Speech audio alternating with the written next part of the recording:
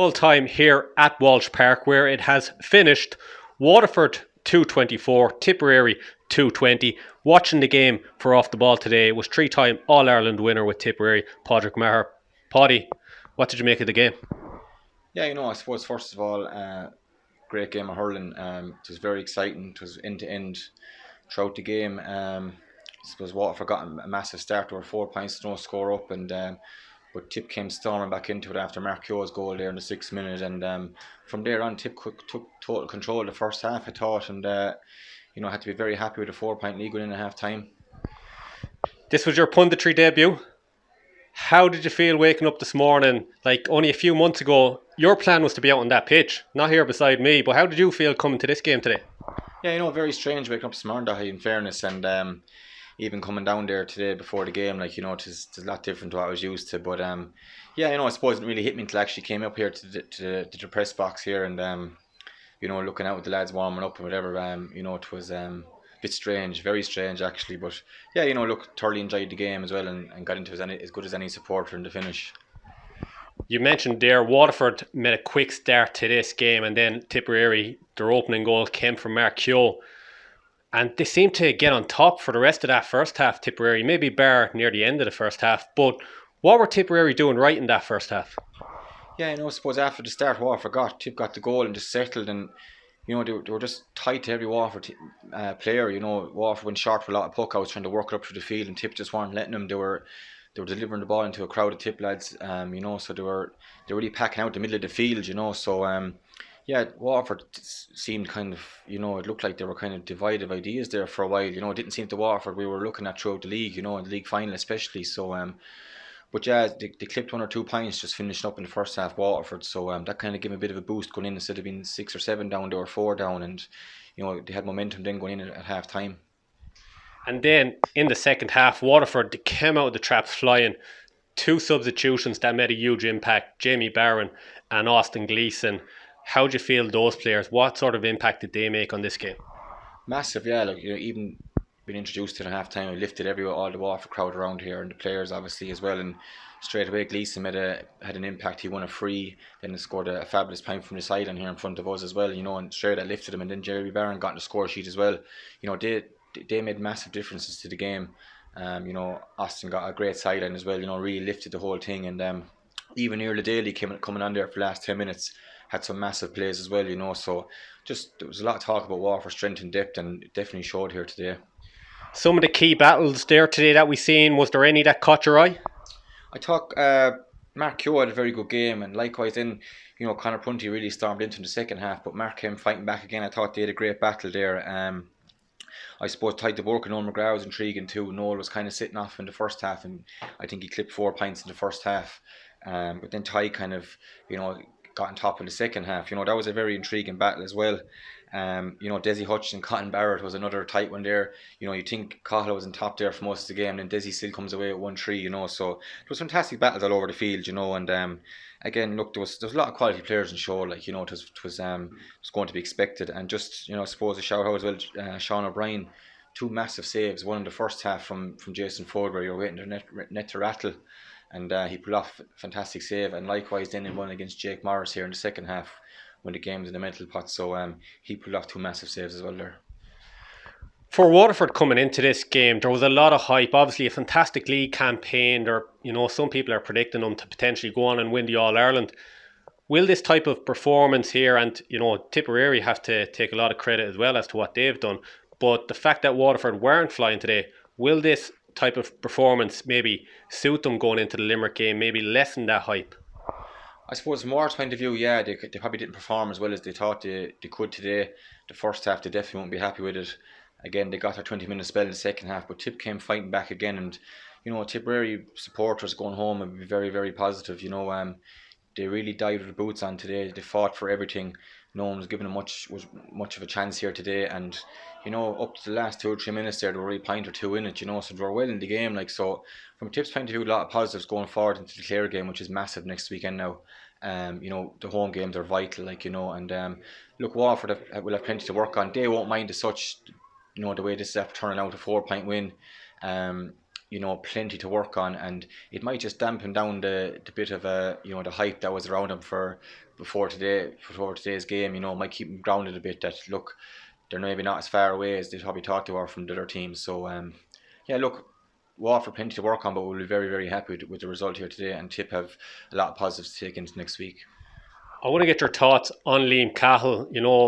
Some people have said he's probably the best manager in the game at the moment. You've dealt with him with certain teams. You've even played with him at club level. What is he like in the dressing room? Yeah, look, he was a demanding player, and I no doubt he's a demanding manager as well. He just wants players to be honest, I suppose, work hard, work for the team. If you're going to go about your business in your own manner, you're not going to be part of the team. And I think he's even changed a lot of the Waterford players there, lads that maybe are a bit kind of one dimensional, as in maybe looking after themselves a bit down through the years. Now they're all playing for each other. You can see that on the pitch. They're all working hard for each other. They all know the roles that they play as part of the team, and I think he's got a massive amount of them so far. Obviously showed that with the league final and the win here today, and I think Mikey Brevens is a big help to him too there, as well as a coach. So I think they've transformed Waterford. Now the big thing is, can they really push on and get bigger honours? During the game, we were talking about the conditions. It's been raining here all morning in Waterford, but also maybe the pitch being a little bit tighter compared to what you'd have in Semple Stadium or Croke Park. You were saying maybe that might not suit this Waterford team. Why is that? Yeah, I just felt like, I know that people could bring out the measuring tape now and measure Walsh Park and say it's the same size as Semple Stadium or wherever, but it just feels smaller down here. It feels tighter. The crowd around you feels like a cauldron. I just feel that this Waterford team probably would prefer the open wide space Semple Stadium or Páirc Uí Chaoimh or Croke Park. I just have that feeling, and I think it suited Tipperary a bit more today. Now could be totally wrong, but Waterford always like playing down here, but I just feel this Waterford team's a bit different. They're a bit free flowing, a lot of running off the shoulder, space inside for the full forward line, and you're not going to get as much down here in Walsh Park as maybe you might get in Thurles or in Cork. So yeah, maybe it might suit them going to the Gaelic grounds or down to Páirc Uí Chaoimh, wherever it is. But I just think the style of play maybe down here mightn't suit them as the pitch down here mightn't suit them as they'd like. For Tipperary there, 4 new championship debutants started there today. So it's a young team, a lot of new players being blooded. Obviously, yourself, Brendan Maher, gone, and then Seamie Callanan out through injury. So there is a lot of change there going on with Tipperary. In that dressing room, so you know a lot of these lads. Who are the leaders? Who are the vocal men in that dressing room, that Tipperary supporters will be saying, right, we need to see more of them? Yeah, just I suppose Tipp at 4 debutants today, and look, you're going through the programme there, and the players that played, a lot of them can be proud of their performances. Craig Morgan, very solid. James Quigley was very good at full back. Dylan was solid out. Conor Bowe, I don't know, did he go off with an injury or something at half time, because he had some bright moments as well. But you look down to the minute of the team, they're you've Ronan, obviously, as captain, you've Cottle Barrett, Seamus Kendi, Noel McGrath, Jason Ford. There's massive leadership there in that group, and there's you've Patrick Bonamar, John McGrath on the sideline as well. So there's massive leadership in that group and massive experience. A lot of lads in that panel have won All Ireland medals, so that's not to be discounted. And I think before this game today, a lot of people discounted Tipperary as regards what they were going to bring here today. But I think going away now, even myself, I'm a lot more positive going forward and heading into the Clare game as regards Tipperary and the prospects. One of those experienced players you were talking about, Noel McGrath, as we had mentioned, that first half, he looked like Noel McGrath of old, where maybe the last year or two, people have been questioning his form. But in that first half, and even in the second half, I know he wasn't on the ball as much, but he showed this lad is still one of the top players in the game. Yeah, definitely. He gave Ty de Burke a lot to think about there in the first half. He 3 points got at half time. Ty didn't kind of know where to sit off from his usual game or go with him. He wasn't maybe getting the cover in front of him as you usually did in the first half there. And Noel was getting on a lot of ball there. Nearly set up the goal chance for Jason as well with the save from Sean O'Brien. So he was causing a lot of damage to Waterford, Noel was. And in the second half then, Ty obviously was getting the ball a lot more. Noel maybe not as much, but he definitely got another point, hit a few important frees. He nearly set up Jake here, done great work here for a turnover and flicked the ball to Jake, and unfortunately Jake just missed it here on the left hand side. But I thought overall Noel had a very good performance there today. That middle third of the field, it's such an important part in today's game. You would have played a lot there being in the half back line. Just talk us through, for a current player, in that position, if you're playing in the half back line or the half forward line, what is it like? Like, what is the chaos like in there? And like, when you're trying to read the game, is it difficult?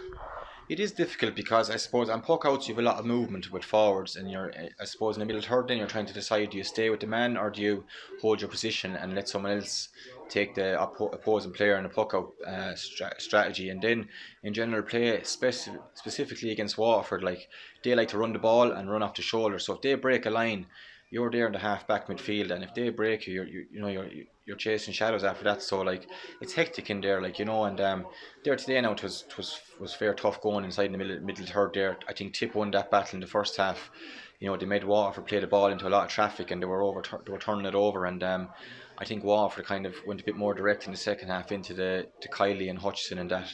And kind of came on top and broke through Tipperary a bit more in the second half in the middle third, which they weren't doing the first half. So yeah, the way that all the games and a lot of teams are setting up now is whoever can win that middle third in between the 265s, as we call it, will go a long way to winning the game. And as we mentioned, Waterford, they go on to play Limerick next, Tipperary against Clare. How will both teams be feeling now going into round two? Look, I think Tipper are going to be, obviously the players and management are going to be disappointed they didn't get the win here today.